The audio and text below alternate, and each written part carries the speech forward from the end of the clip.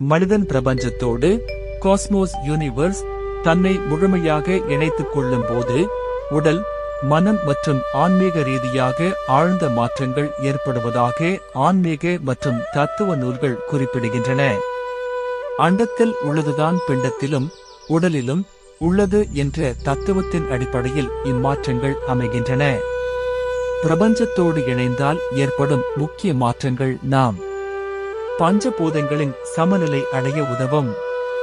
பிரபஞ்சம் என்பது மண், நீர், நெருப்பு, காற்று, ஆகாயம் ஆகிய ஐம்பூதங்களால் ஆனது.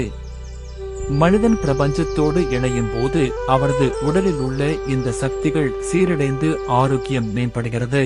அகண்ட உணர்வு, காஸ்மிக் கான்ஷியஸ்னஸ், குறுகிய நான் என்ற எண்ணம் மறைந்து அனைத்திலும் தன்னையும் தன்னில் அனைத்தையும் காணும் பரந்த மனநிலை, இன்டர்கனெக்டட்னஸ் உருவாகிறது.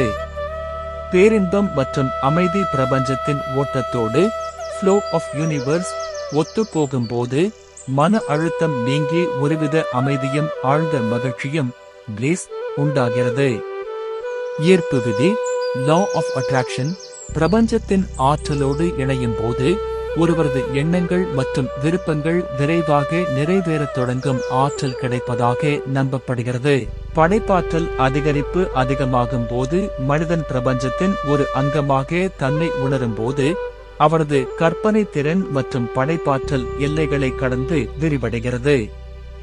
அறியாமை நீங்குவதால் பிரபஞ்சத்தின் மர்மங்கள் மற்றும் வாழ்வியல் உண்மையான நோக்கம் பற்றிய தெளிவான புரிதல் ஏற்படுகிறது.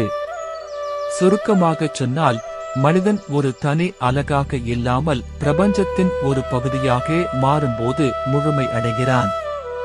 இந்த பிரபஞ்ச ஆற்றலை உணர நீங்கள் தியானம் அல்லது ஈர்ப்பு விதியை, லா ஆஃப் அட்ராக்ஷன் பற்றி மேலும் தெரிந்து கொள்ள விரும்புகிறீர்களா? எந்த நேரமும் நீங்கள் என்னோடு தொடர்பு கொள்ளலாம்.